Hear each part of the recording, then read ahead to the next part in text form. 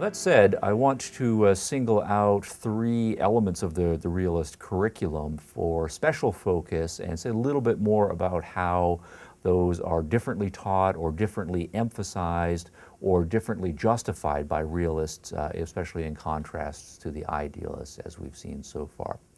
First thing I want to do is take up the area of science, math, and technology. One of the things, particularly in the modern world, that is very characteristic of realism in education is a strong emphasis on all three of those disciplines. Science is important, understanding technology is important, and mathematics as the methodology that's common to both of those is absolutely important as well.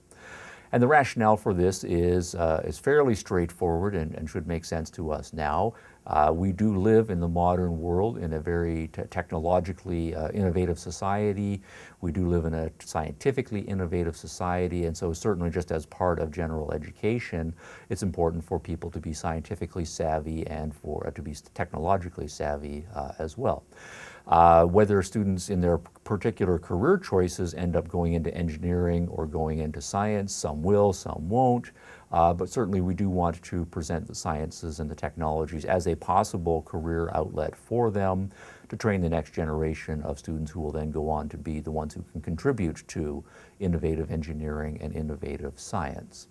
Aside from career issues, students will no doubt be confronting the science world and the technology world as consumers. We surround ourselves in the modern world with lots of science, with lots of technology, and having some understanding and proficiency and be able to think through those issues and the gadgets that we enjoy without being intimidated by them. That's an important practical skill set and practical knowledge base for students to have in the modern world.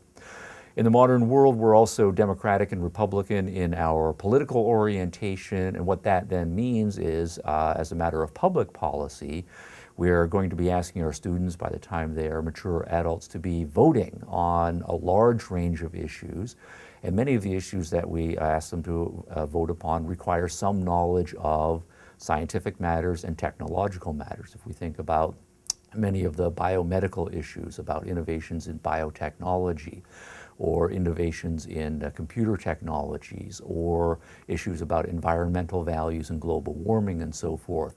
If students are illiterate scientifically, if they're illiterate mathematically, if they're illiterate technologically, then they're going to be casting uninformed votes, and that is very unhealthy for a Democratic and Republican approach to politics. And of course, as realists, we're interested in students having a flourishing, well-rounded life, and we want them to have a happiness right in their life. And it's also true for a vast number of people who have basic scientific education and technological education, that those fields are a great source of great pleasure for them, whether they're professional scientists or not. Just reading popular science books, popular technology books, watching television shows and documentaries and so forth, giving them the tools and the basic knowledge so that they can explore that source of pleasure throughout their adult lives. A good foundation in science, math, and technology education is very important here. We might also mention a couple of practical things. Most of us have some fairly expensive pieces of technology in our lives. We have our automobiles, we have central air conditioning systems and heating systems in our homes. We have expensive pieces of computer technology and so forth. Having some understanding of how those things work so that when they break down, as they are going to once in a while, and we have to take our car to the mechanic, we're not scared to death just because we have no clue what's going on. A certain amount of just basic knowledge about auto mechanics and how all the systems work. And being comfortable with talking about technological systems can ease many of the stresses of adult life in a modern technological society. One other point that sometimes comes up, not consistently though, but it's worth mentioning in realist discussions of education, concerns the place of mathematics.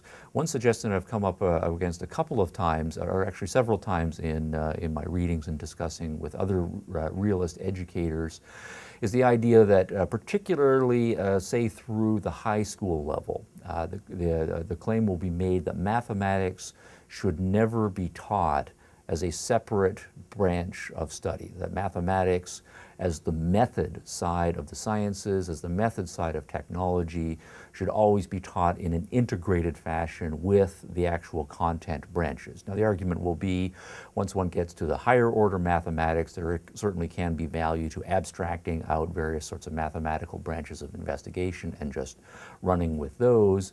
But particularly for the younger grades, particularly in cases where many students become unmotivated because they lose the practical connection, what's the math good for?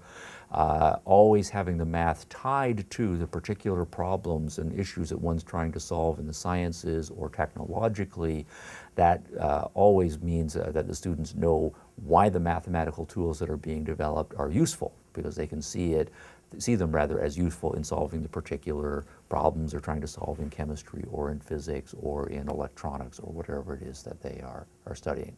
And again, this fits with the general approach for realists of integrating and seeing tight connections between things in anything that we're doing here.